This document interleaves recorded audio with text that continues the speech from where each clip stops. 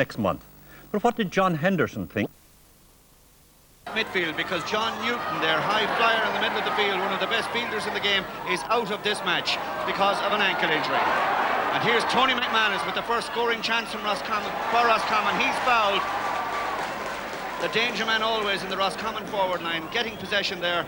Roscommon with changes at midfield, where Donald Brady, number 17, comes in to partner Seamus Killoran, while up front Paul Early is fit to play and does play. That's the good news for Roscommon. Paul comes in at full forward, and that releases Tony McManus to take up duty at left full forward, as Vincent Lennon puts over the first score of the match. There's one other change in the Roscommon team. Tom Deehan comes in at left half forward for Joey Connacht. Well, Roscommon are a side, perhaps more than most, who always play well when they start well, and certainly they've started well here in their own home ground, Hyde Park, scoring 2 points in the first 7 minutes. Sligo still to get on the scoreboard. Well, they won't if Porrick McNeil can help it. The centre back very involved in the early stages, down towards Junior McManus, beaten to it however by Aidan Lavin. Lavin, a great GA name in Sligo, down through the decades. Not such a good delivery however, put out by Seamus Killoran, looking for Paul Early and Tony McManus. The twin threat in the Roscommon full forward line. A great ball by Tony McManus into Junior McManus. Can he find Michael Donlan to the right? Junior McManus will perhaps try to finish this one himself. He does. Well, the Clanagale combination was deadly there. Tony McManus starting at left full forward, but he's drifting in towards full forward. He has a very good understanding with Paul Early. He put through a delightful ball to Junior McManus. Junior had Michael Donlan to his right, but he had the confidence to go on and net it himself.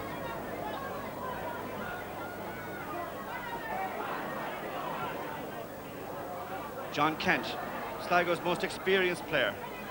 And certainly they'll need something now to get back into contention.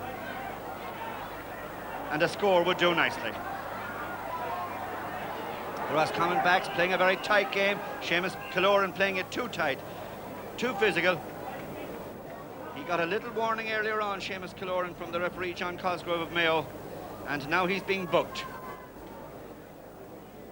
Seamus Killoran and John Newton normally give Roscommon dominance in the aerial exchanges. Well, Newton is not playing today because of injury, so the responsibility resting with Killoran. Perhaps taking the job just a little too seriously at the moment. And this is the chance now for Donny McDonough, home on holidays from Memphis State University in Tennessee. Sligo's first good scoring chance, and Donny McDonough makes the most of it. He puts it over, and that perhaps will settle the Sligo men.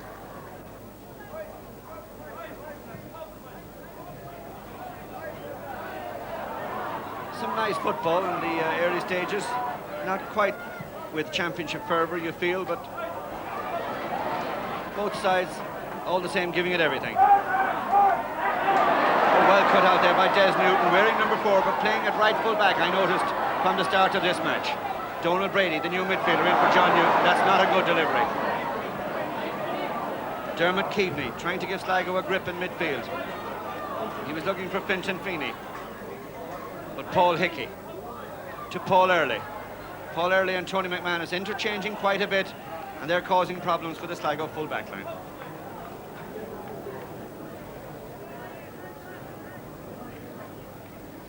"12 minutes into the first half. Vincent Lennon, it's 1-2-2, attempting to make it 1-3-2, but not aiming for the far post. Not a good one from Vincent Lennon, and that's gone wide.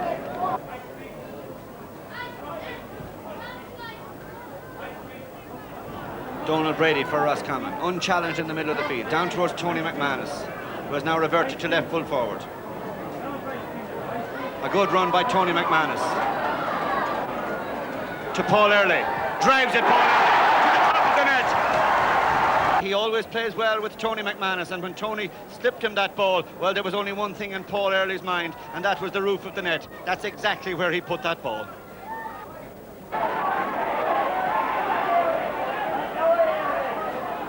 In the middle of the field, Paul Hickey for Roscommon. A good ball in towards Tony McManus. Can he get first one on it?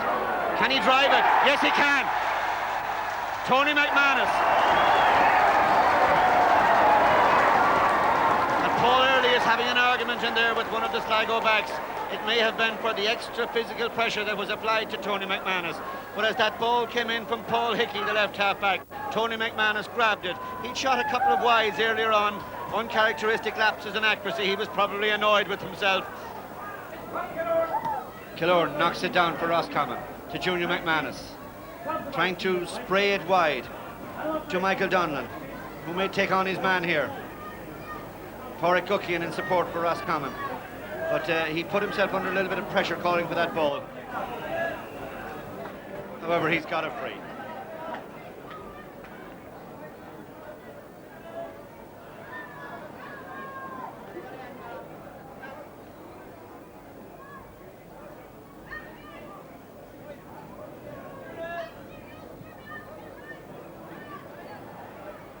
Paul Early waiting for the break. He's got the break. He's got another goal.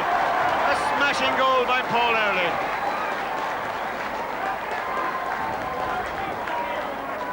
Well, what a day it's been for Paul Early. He wasn't all that sure during the week if he'd be playing. He'd had a knock, but he was hoping to play. He got 2 goals.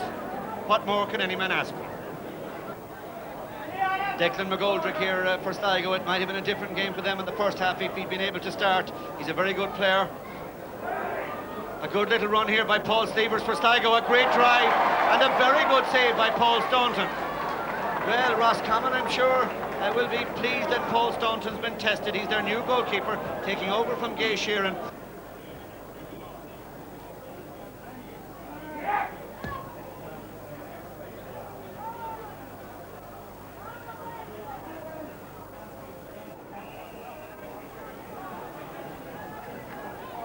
Quickly through, another goal, a goal chance here, perhaps? Yes, it's sent in by Enda Degnan. Well, the quick free caught out Roscommon. That's a lesson for them. Assuming that they'll advance to the Connacht final, they'll need to be a little sharper. The free was awarded to Sligo. They took it quickly. It fell to Enda Degnan. You had a feeling that Sligo badly needed a goal, and they got it when Enda Degnan slipped through. There was nothing Paul Staunton could do on that occasion. A good goal, however, by Sligo. Well, no doubt about that result. The margin was eventually 12 points, and Roscommon